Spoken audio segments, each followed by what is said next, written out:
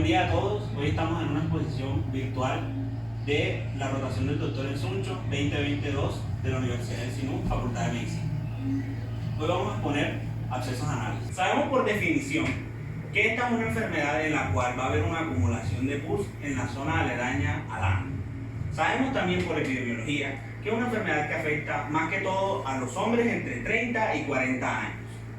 Sabemos por fisiopatología de esta enfermedad que lo que primero va a pasar es que va a haber una obstrucción de los conductos de las glándulas anales. Después de esta obstrucción va a haber una éstasis de la glándula, donde dicha glándula va a comenzar a producir sustancias y esto va a favorecer la infección de la glándula, aumentando así de tamaño y acumulándose pus dentro de ella.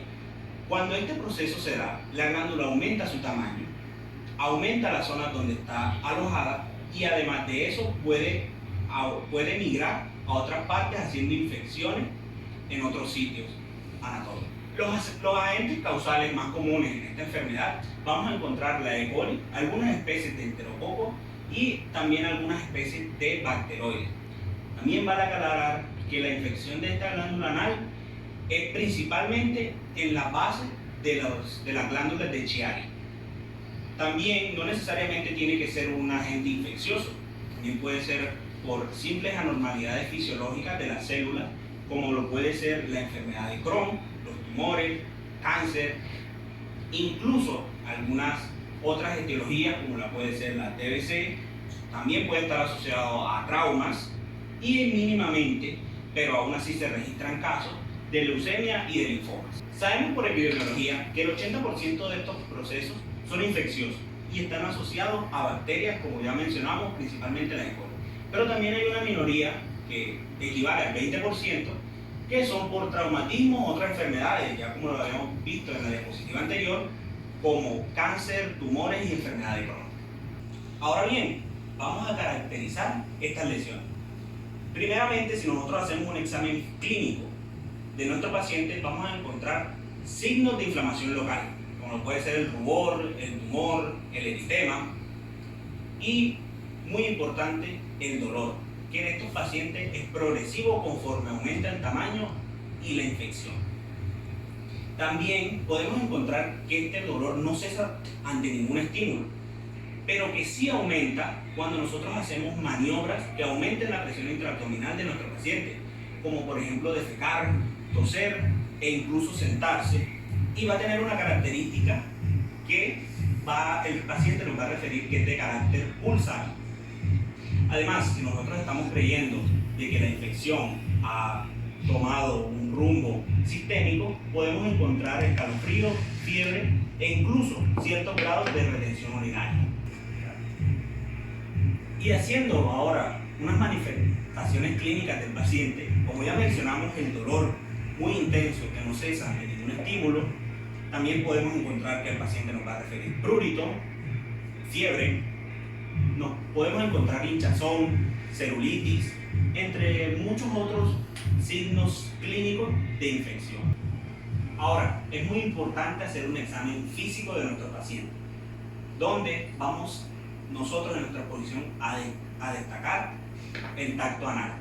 Es muy importante hacerlo, no solo para mirar si el paciente presenta dolor ante la palpación, pero también vamos a buscar signos de hipotonía esfinteriana, porque esto nos puede dar una idea del grado de infección y el tamaño que pueda tener. Además de esto, tener muy pendiente la palpación de una masa, porque con esta nos va a dar también una idea de hasta dónde se extiende la infección. Es importante saber la localización de estos abscesos anorrectales debido a que va a distintas sintomatologías dependiendo de la zona en la cual afecta. El perianal siendo el más común en un 60% de la incidencia. Más adelante veremos los signos y síntomas que generan este absceso en esta zona, siguiendo el isquiorectal en un 20% de incidencia, un 5% el interesfinteriano, también conocido como absceso submucoso, y también en 4% el absceso supraelevador. Es importante caracterizar el absceso perianal debido a que este es superficial y es de fácil diagnóstico. El absceso perianal es de fácil diagnóstico debido a la localización y la forma en la que se ve clínicamente hablando. Este va a ser una masa llena de material purulento que se observa alrededor del margen anal. Genera también compromiso sistémico en el cual puede generar fiebre, escalofríos y en algunos casos retención urinaria. El absceso isquiorectal, siendo este uno profundo, se encuentra fuera de los músculos del esfínter del anal externo sobre la línea dentada. Estos pacientes pueden cursar con fiebre y leucocitosis y también pueden incluir uno o ambos lados del margen anal. Cuando estos cubren ambos lados del margen anal, se va a llamar un absceso en herradura, debido a la forma que estos adoptan similar a una herradura. El absceso supraelevador es un absceso que se encuentra un 20% de los casos causados por procesos de esfuerzo, como puede ser el trabajo postpartual, y este va a estar ubicado posterior al recto y genera dolor de tipo coxígeno. Puede también simular padecimientos de tipo intraabdominal y estos van a cursar con fiebre. Al tacto anal va a dar una masa abultada e indurada arriba del anillo rectal. El absceso interesfintérico va a ser un absceso que se encuentra, como dice su nombre, en el espacio entre ambos esfínteres. Este va a progresar hacia fálico, es decir, hacia arriba, y puede ser una masa en el recto. Este tipo de absceso interesfintérico va a ser un dolor profundo y localizado en la zona superior, y no se ve y tampoco se logra palpar en el tacto anal. Es bastante difícil hacer el examen físico a estos pacientes debido a que, como se encuentran muy profundos, raramente se van a dejar examinar por la profundidad del mismo. Es importante al momento del diagnóstico imaginológico saber de que solamente está indicado en casos de abscesos muy profundos, como es el ejemplo del absceso supraelevador e el interesfinteriano. Se puede usar la ultrasonografía, la tomografía axial computarizada y también la resonancia magnética, pero las revistas nacionales de radiología indican que la resonancia magnética es la elección, debido a que esta nos va a indicar el dibujado anatómico de cada paciente, indicando así al cirujano el método que va a realizar. También se puede usar el TAC, pero el TAC no da una imagen tan clara como puede ser la que da la resonancia magnética, y la ultrasonografía solamente da una forma general del canal anal. Es importante no confundir el absceso perianal con enfermedades como puede ser la criptitis, el carcinoma escamoso del ano, las fístulas uretrocraniales, la hidradenitis supurativa y demás patologías. Ya siguiendo con el manejo, nosotros lo vamos a empezar a hacer una vez sospechemos de que se esté formando un absceso, porque podemos aplicarle calor local, reposo al paciente, analgesia, y debemos tener un control estricto de todo este manejo. Sabemos y debemos saber que en la urgencia vamos a tratar los abscesos o vamos a drenar los abscesos solamente los que sean perianales. Vamos a tratar a los pacientes que no tengan muchos factores de riesgo, que no tengan muchas comorbilidades. Vamos a ver que esto va a depender mucho de la cooperación del paciente, porque muchas veces son dolores muy insoportables y el paciente no va a colaborar mucho. Y también debemos tratar los abscesos que no sean tan complicados.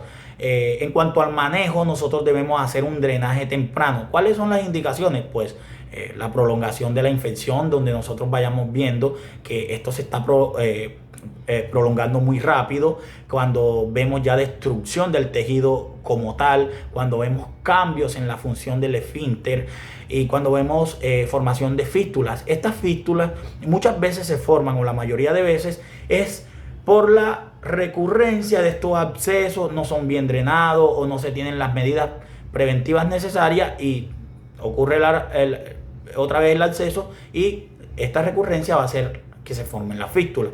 La antibioticoterapia, nosotros vamos a pensar y nos vamos a ubicar mucho en la flora intestinal, en esta flora.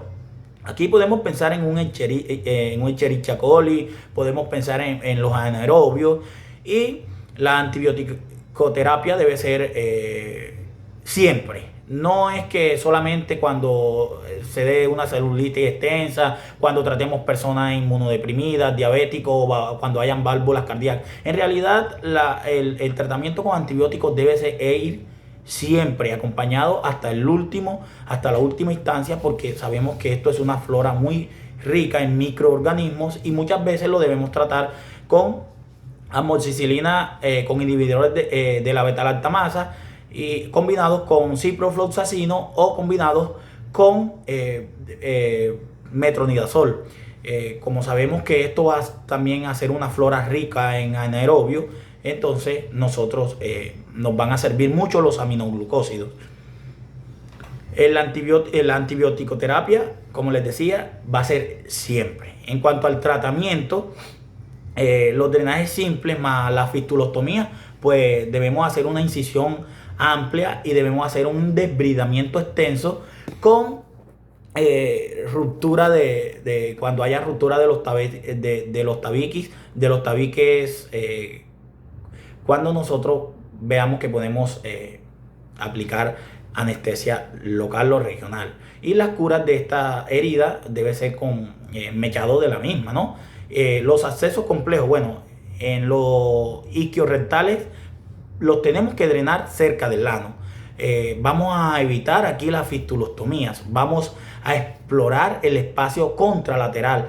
Y si vemos que si el absceso es bilateral, bueno, hacemos un doble desbridamiento y su respectivo drenaje. Sabemos que los abscesos interinfenterianos se tratan por vía endoanal y debemos tener como medida la resección de la mucosa, y el esfínter interno de la zona del absceso es la medida que nosotros debemos realizar en todo este manejo y como finalidad.